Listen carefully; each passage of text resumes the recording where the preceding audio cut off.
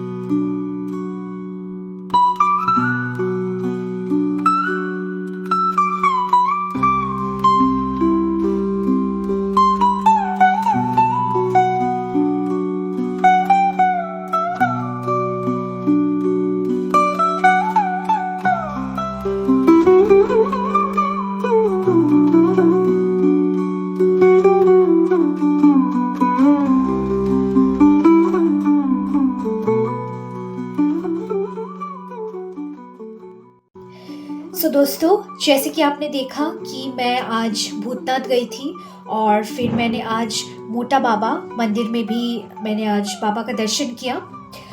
तो you know जब भी मुझे मेरा दिल को बहुत ज़्यादा बहुत उथल पुथल मच जाता है दिल में, या फिर बहुत ज़्यादा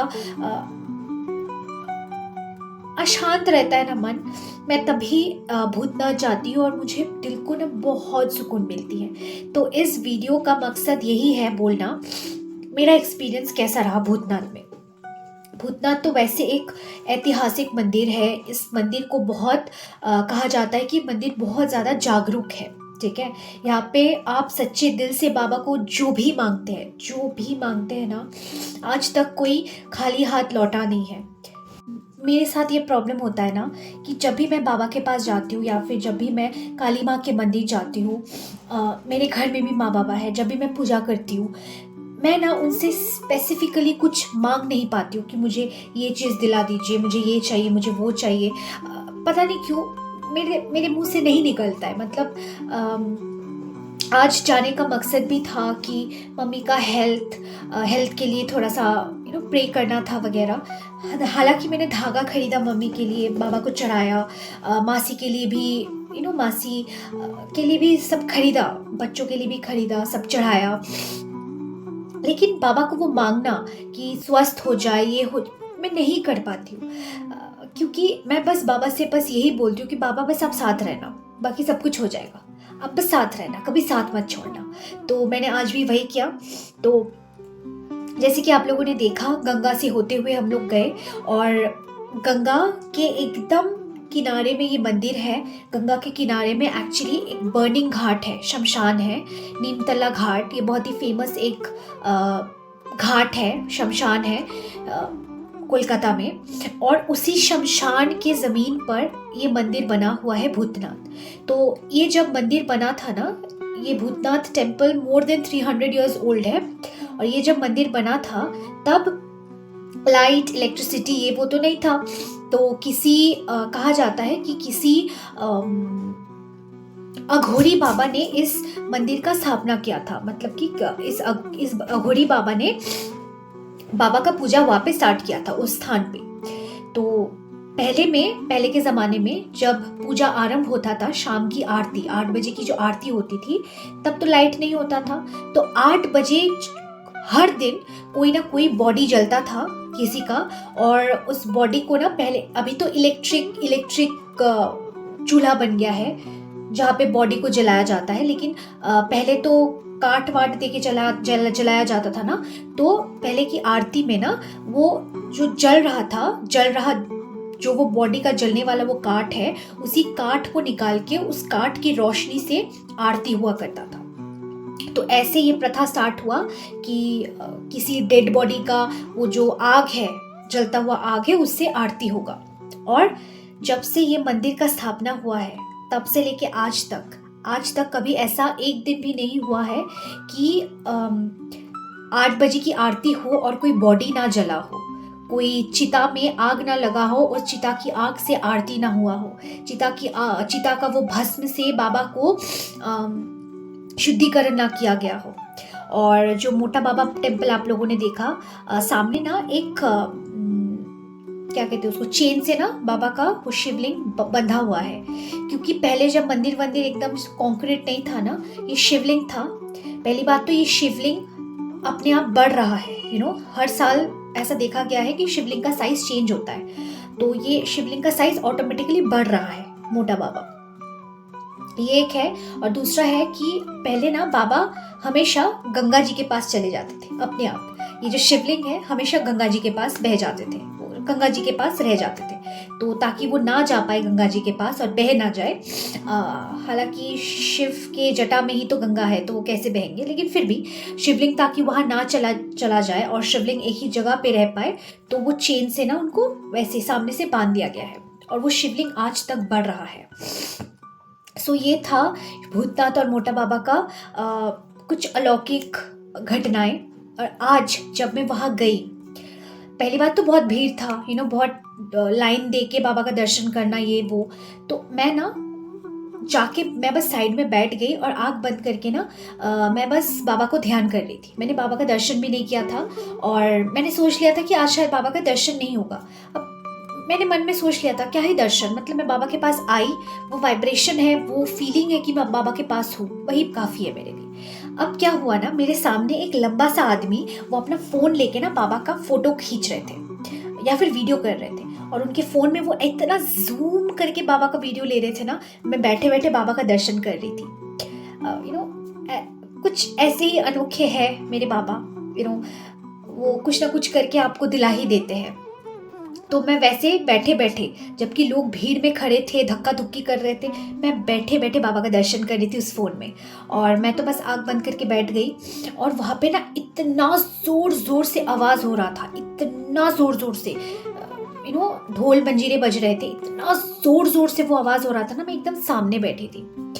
और बाबा की लीला उस आवाज़ में ना, मतलब ऐसा लग रहा था कि कान का पर्दा फट जाएगा, लेकिन उस आवाज़ में भी ना एक अलग सा सुकून मिल रहा था। अलग ऐसा लग रहा था ना कि मन के अंदर से जो भी नेगेटिविटी है, जो भी नेगेटिव वाइब्रेशंस है, वो सब निकल रहा है, वो सब निकल रहा है। और मेरा ना हमेशा से ऐसे होता है कि जब भी मैं काली माँ को दर्शन करती हूँ, मेरी आंखों से ना ऑटोमेटिक आंसू निकल आते हैं।